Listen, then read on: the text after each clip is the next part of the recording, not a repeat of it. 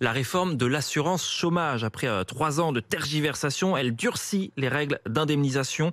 Elles vont baisser de 17% pour plus d'1 million de demandeurs d'emploi, 40% même pour certains d'entre eux. C'est ceux qui alternent contrat court et chômage qui seront pénalisés. Et ça inquiète à la montagne, où les saisonniers font tourner stations et remontées mécaniques. La preuve, écoutez, avec Nicolas Traîneau et Gwenel Vindrestin pour RMC. Dans quelques semaines, Priscilla va reprendre son poste aux remontées mécaniques d'Avoria en Haute-Savoie, mais à la fin de la saison, au printemps prochain, quand il faudra se déclarer au chômage, cette saisonnière va perdre gros. Ça serait au moins une baisse d'à peu près 300 €. Donc si on n'arrive plus à boucler nos fins de mois, les intersaisons, parce que nos allocations ont baissé, il serait temps de penser est-ce qu'on ne changerait pas carrément de région. Le choix de vie de saisonnier est complètement remis en cause avec cette réforme du chômage. Selon l'UNEDIC, ces travailleurs précaires vont voir leur allocation chômage diminuer de 17% en moyenne.